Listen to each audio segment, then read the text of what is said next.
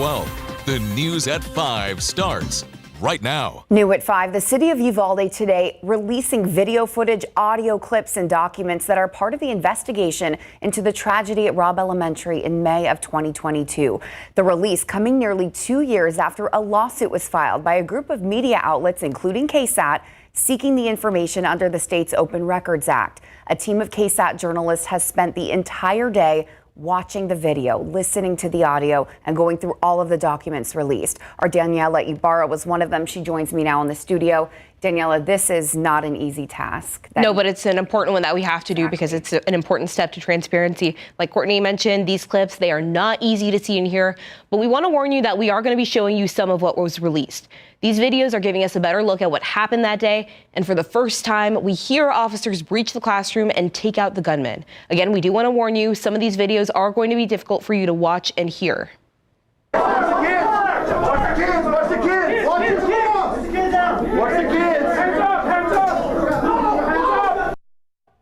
This was moments after law enforcement forced their way into the classroom, taking out the gunman. Video blurred by the city of Uvalde shows officers clearing the classroom and evacuating victims. Children crying can be heard on the video, and some blood could be seen. Now, this clip is one of several from Uvalde police officers released from that day. I spoke with Brett Cross earlier today. He's the guardian of victim Uzziah Garcia, and as painful as it is, he plans to see every single piece of evidence for himself. Oh, I'm going to sit down and watch everything that I can and go through every document that I can, because in every little bit of information that we do get, there is always a little bit of truth that we didn't know. So And we've spoken with a few of the other families of the victims who also say they want to see everything for themselves. And tonight at 10, you're going to hear why they say they want you to take the time to do so too. Yeah, it's good to know that the families want this information. I know a lot of people are asking that question of, are they interested in seeing it? So I'm glad that we're going to be able to show more of that at 10. As for this information, there's so much to go through, but this isn't it. Yeah, no, this is really just a small portion of this lawsuit. So like Courtney mentioned earlier, we're part of a lawsuit with a bunch of other media organizations. We are fighting for records that we just got from the city of Uvalde. We're fighting for records from Uvalde CISD, so the school district, as well as the county. That's this part of the lawsuit, and they filed actually notices that they intend to appeal that lawsuit. So it'll probably take a little bit longer before we see those. Right, records. for the county. And that's separate, though, than DPS, correct? Yeah, that's a completely separate lawsuit, and that's still tied up in the courts. All right, just good to know that we are continuing this fight to get information for you and, of course, the family. Yeah, and there's still lots to go through. Right. All right, thank you for doing that today, Daniela. We appreciate it.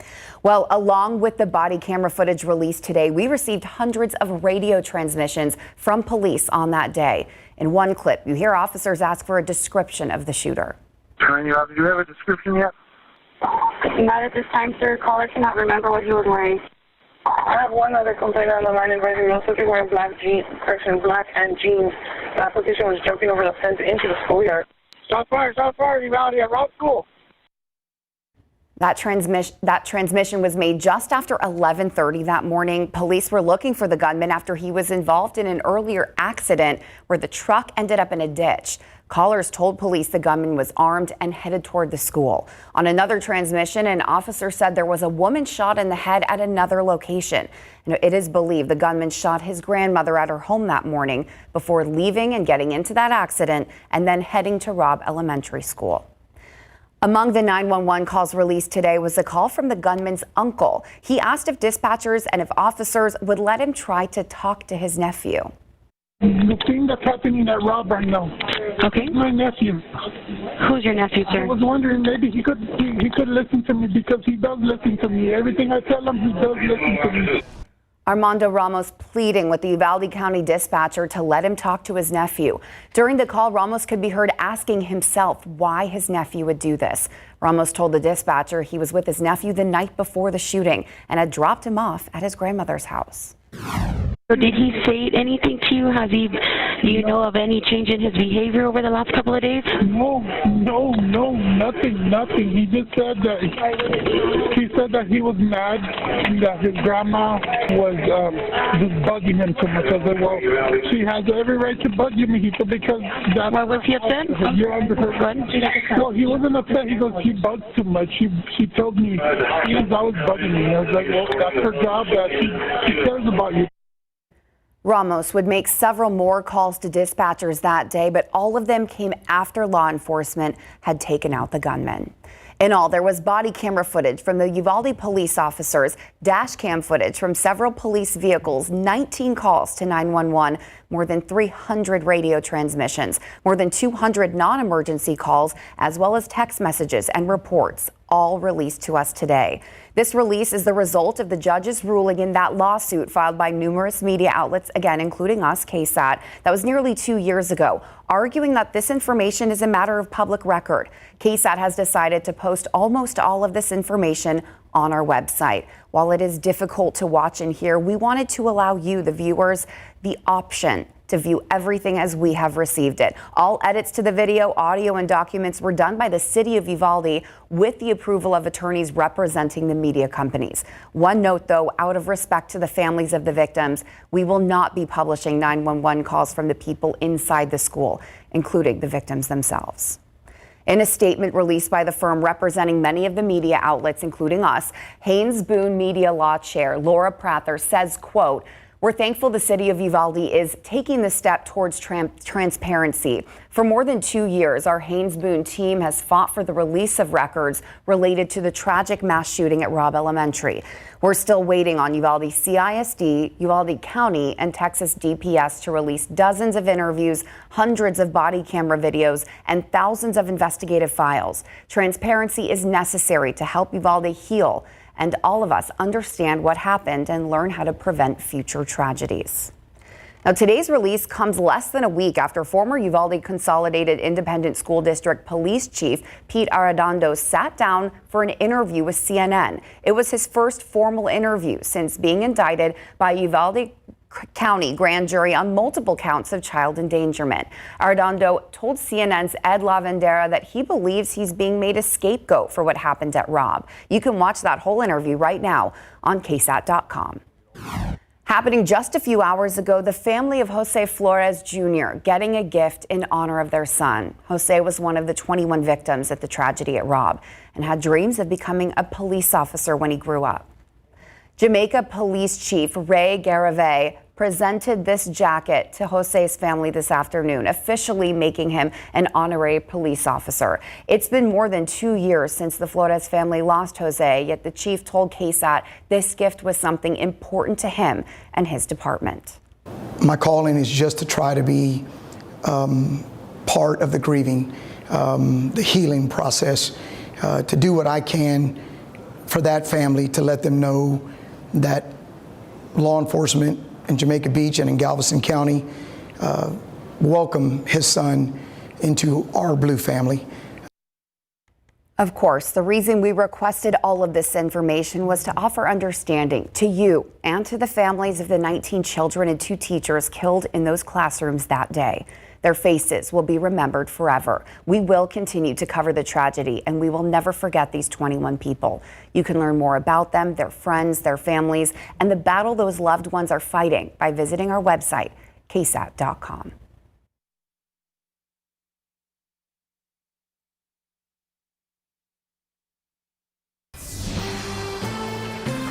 An explosion at an apartment complex on the west side has left several people without a place to live. This happened at a complex on Observation Road this afternoon. Around 12:45, the San Antonio Fire Department got a call about a fire and a loud bang.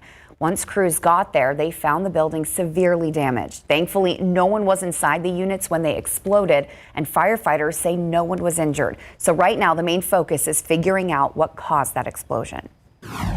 It did appear that there is an explosion of some sort, more than likely natural gas, but we're not doing that. They're still investigating that, trying to figure it out. There was no injuries. Nobody was at home. The San Antonio Fire Department says 8 units of the complex cannot be salvaged, and the front building with the most exposed damage will be condemned. Parents, teachers, and anyone that needs to save a few bucks, it's tax-free weekend in Texas. Between now and tomorrow night, sales on school supplies and other adjacent items are tax-free at checkout. We've got an entire list of what does and does not count in this weekend sale on our website, KSAT.com. And parents, taking advantage of tax-free weekend isn't the only way you can save on going back to school. There are all kinds of backpack giveaways and events going on in our city as kids prepare to go back to class. So just scan that QR code on your screen to find out more information and an entire slew of other back to school information. It's under our back to school tab on our website, KSAT.com.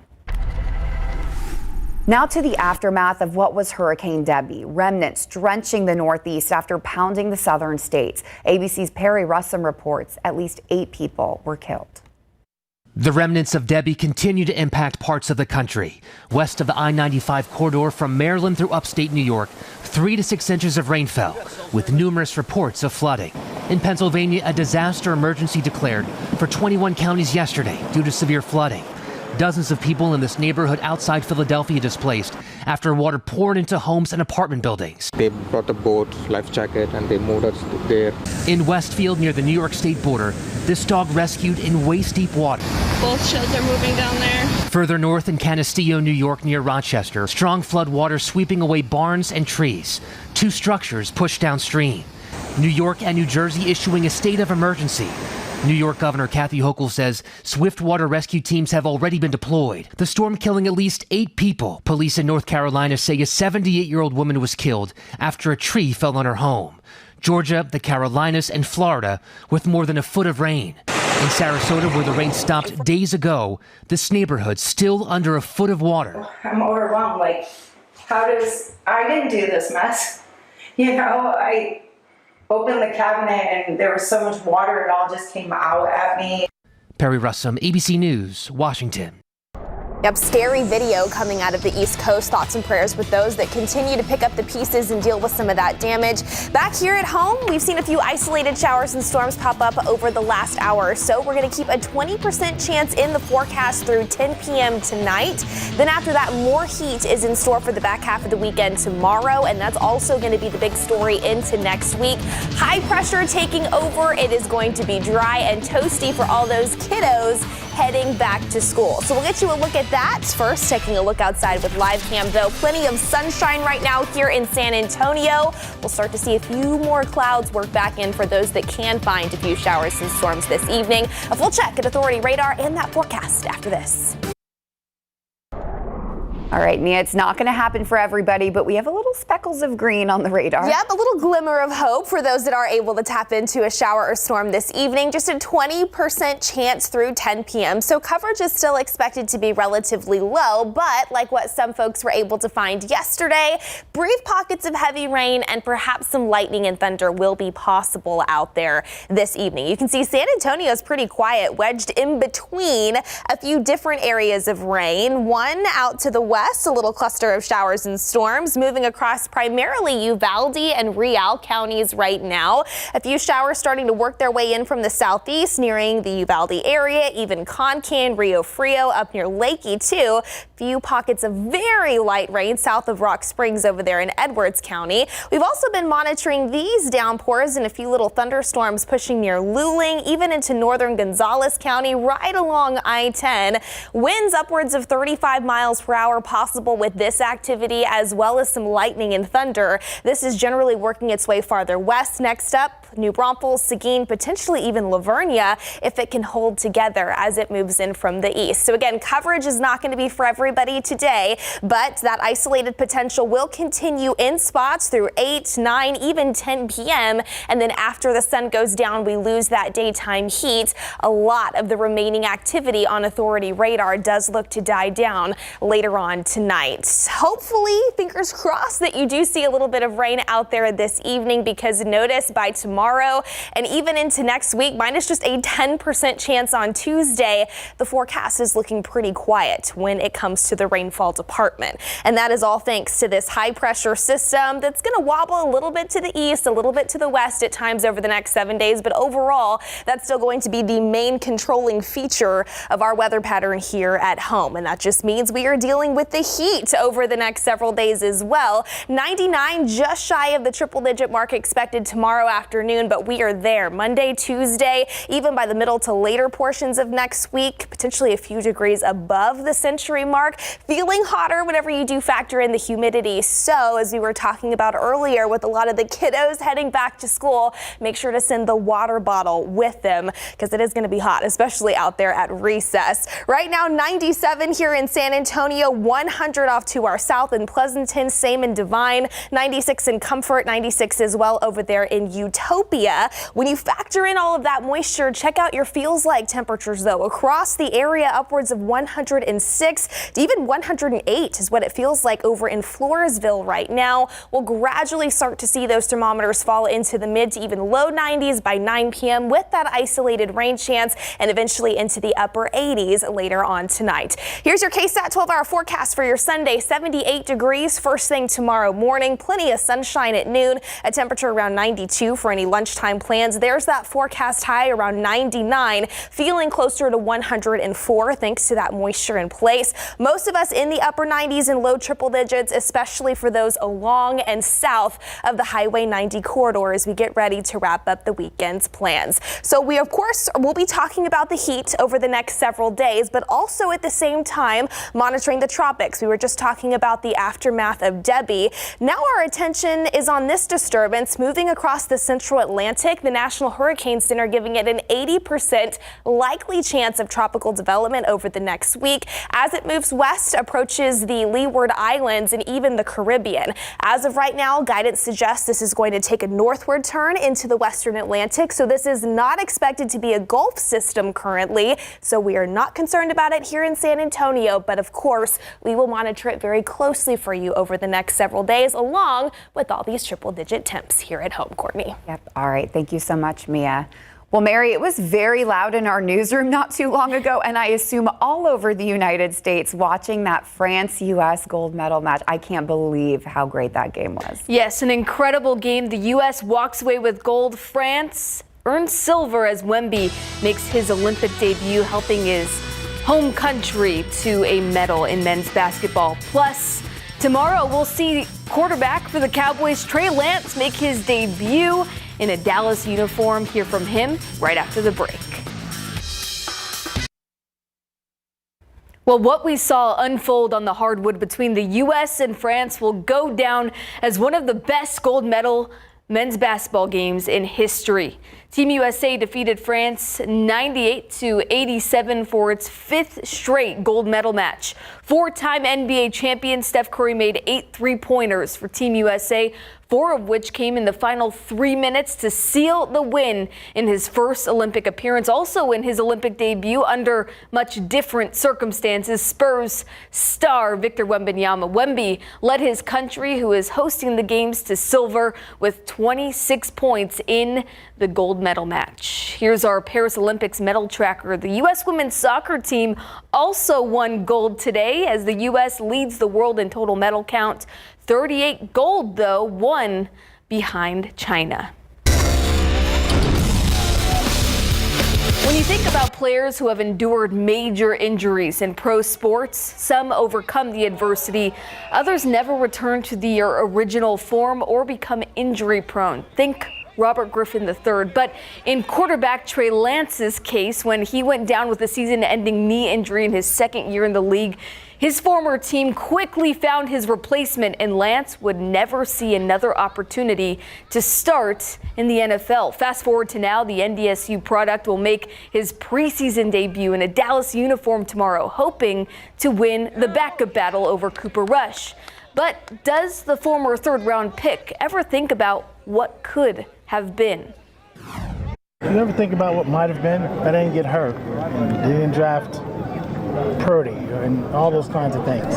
You don't? No, I really don't. No, I believe everything works out exactly how it's supposed to. I know I've said that to you guys before, but that's the truth. I believe I'm right where I'm supposed to be. I'm very, try to live in the present one day at a time. Take it one meeting, one practice, one walkthrough at a time, and I think that's, control what I can control. That's all I can do. Where do you get that mindset from? I think kind of it's evolved, I guess. I've kind of learned it over the past few years. I think, you go through stuff, with people or without people, you go through stuff and you learn a lot about yourself. And I think I've learned a lot about myself through my journey in these first, 4 years. Sounds like Dak Prescott, another guy who has endured a ton of adversity. The Cowboys and Rams kick off tomorrow at 3:30 for their first preseason game. We'll have the highlights on instant replay. Speaking of the preseason, C.J. Stroud and the Houston Texans proved victorious over the Steelers in Pittsburgh yesterday. In the first quarter, the reigning Offensive Rookie of the Year, Stroud, threaded a pass to Dell. Dell broke a pair of tackles on his way into the end zone for a 34-yard score, the highlight of the game. Dell had 708 yards receiving before a season-ending leg injury last year. He was also wounded in a Florida restaurant shooting this offseason. So seeing the 24-year-old back and making big plays was a long time coming. Tank is tough, pound for pound, one of the toughest guys on our team. So just seeing his run after catch and that ability to make guys miss and the toughness just to get through the end zone, that's who Tank is. He's tough, man. He's just he's resilient. You can't deny just pure, just one God-given talent, but also just like hard work. You can see, the work that he puts in day out, and every time he touches field, you see it, and it's put on display. So, I think it's just a start for him, and he's going to continue to grow, and it's amazing to get one of my best friends back on the field. Well, next Saturday, the Texans host the Giants. Then Houston will close out their preseason schedule the following weekend against the Rams. We'll be right back after the break. Okay, still quiet here in San Antonio right now, but the storm approaching San Marcos now capable of some lightning and 40-mile-per-hour wind gusts, so could get a little breezy. Not for everybody, but we'll keep eyes on it this evening, Court. All right, thanks so much. And thank you for watching. We'll be back at 10 with a lot more news and weather.